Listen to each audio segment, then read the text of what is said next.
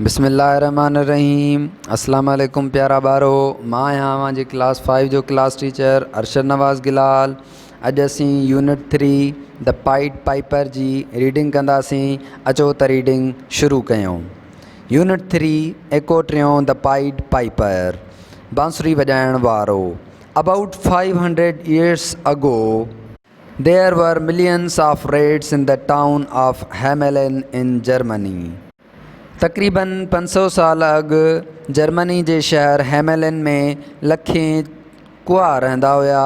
The rats were so big that they use to fight the dogs, often kill the kids and bite the babies in their cradles.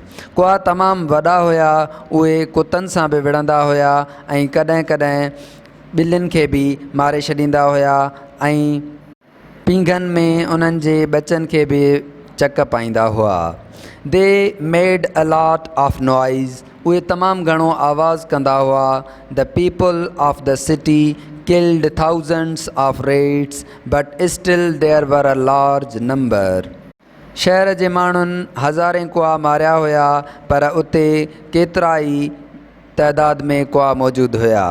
The people were very unhappy at this situation, उतां जा माण्हू तमामु घणा नाख़ुश हुआ।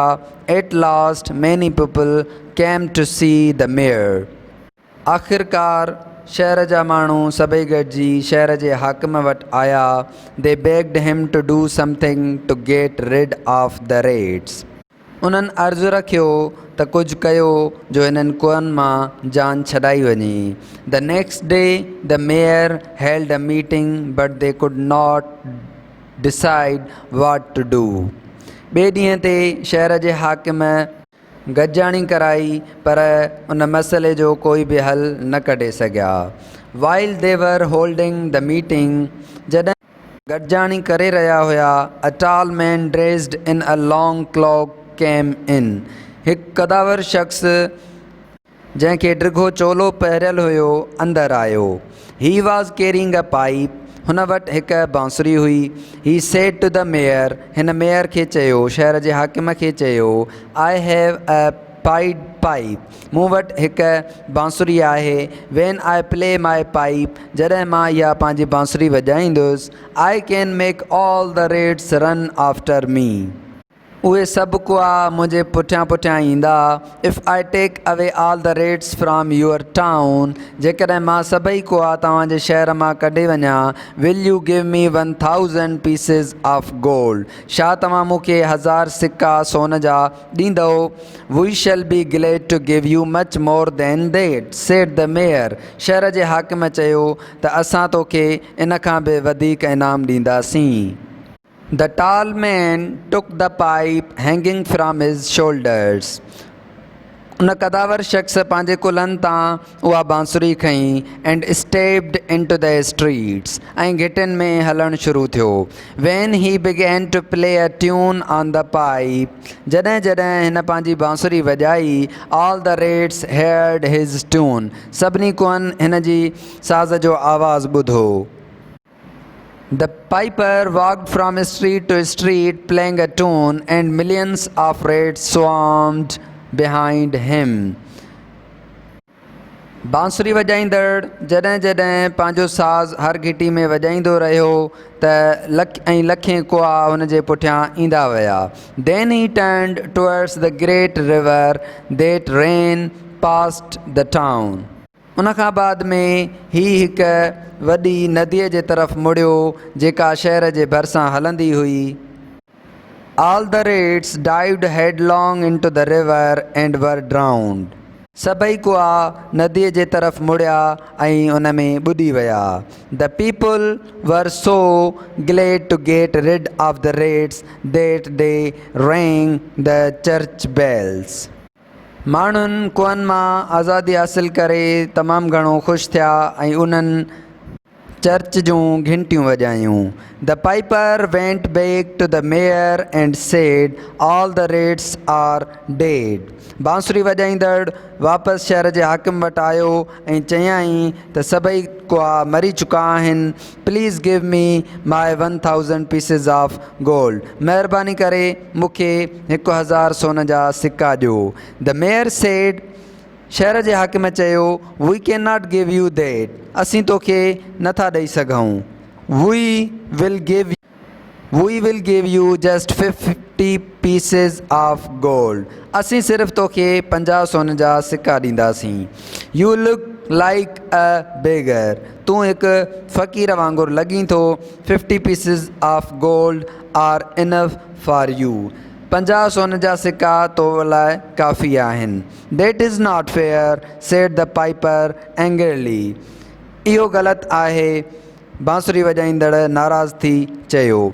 If U do not give me 1000 pieces of gold, जेकॾहिं तव्हां मूंखे 1000 सोन जा सिक्का न ॾींदव, I will blow my pipe again. मां पंहिंजी बांसुरी ॿीहर वॼाईंदुसि. देन यू विल रिपेंट. उनखां बाद में तव्हां पछताईंदव. We are not afraid of you. असीं तोखां न डरियूं था. All the rats are dead now. सभई कुआ मरी चुका आहिनि. You can not make them alive. तूं उन्हनि खे ज़िंदा नथो करे सघें, सेड द मेयर. शहर जे हाकिम चयो. Hearing this, the piper stepped into the street again. इहो ॿुधंदे ई बांसुरी वॼाईंदड़ ॿीहर घिटियुनि में लही वियो. This time he played a wonderful tune that was able to draw the children from their homes. हिन वक़्तु हुन हिकु बहितरीनु साज़ वॼायो जंहिं ते केतिरा ई ॿार घरनि मां निकिरी इन ॾे हलिया आया. All the little boys and girls with rosy cheeks and flashing curls came tripping, skipping and laughing behind him. सभई नंढड़ा ॿार, छोकिरा ऐं छोकिरियूं जेकी तमामु ख़ूबसूरत हुया, उहे हिन जे पुठियां हलिया आया. He turned towards the river. ही नदीअ ॾांहुं वरी मुड़ियो. All people were frightened to think that all the children would fall into the river like rats. सभई माण्हू सोचे रहिया हुया त उहे ॿार कुअनि वांगुरु नदीअ में किरी पवंदा. The mayor and the people were stunned and could not move or speak to stop the piper. शहर जो हाकिम ऐं माण्हू तमामु घणा परेशान थी विया ऐं बांसुरी वॼाईंदड़ खे कुझु बि न चई सघिया. The piper moved towards the mountain. बांसुरी वॼाईंदड़ जबल जे तरफ़ मुड़ियो. People were happy to see this. Hurrah, cried the people. माण्हू ॾिसी तमामु घणो ख़ुशि थिया ऐं रड़कंदे माण्हुनि चयो, hurrah. He cannot cross the mountain. ही जबल क्रॉस नथो करे सघे. He will have to turn back. हिन खे वापसि मुड़णो पवंदो. But the piper kept on walking towards the mountain. पर बांसुरी वॼाईंदड़ उन जबल ॾांहुं हलंदो रहियो. Laughing and talking, the children followed the piper up the mountain.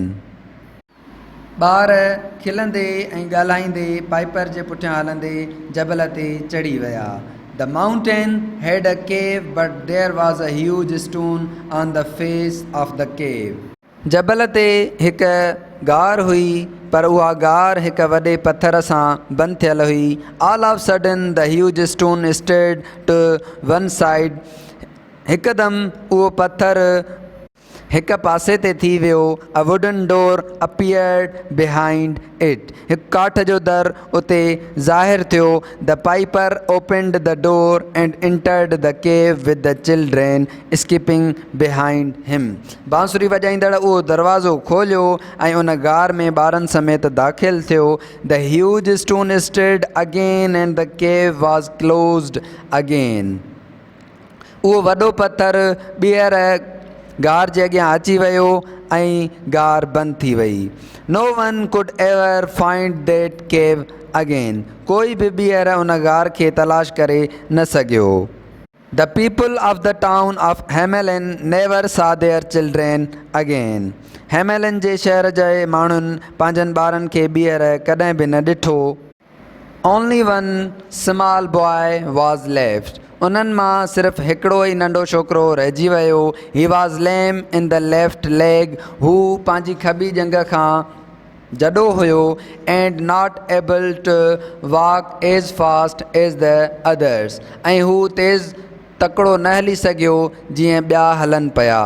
Just as ही reached near the cave.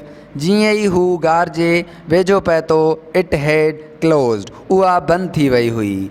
That was how the piper punished the people because they did not keep their promise. ईअं ई बांसुरी वॼाईंदड़ उन्हनि माण्हुनि खे सज़ा ॾिनी छो त उन्हनि पंहिंजो वाइदो पूरो न कयो। They were very sorry then. उन खां बाद में उहे पछताइण लॻा।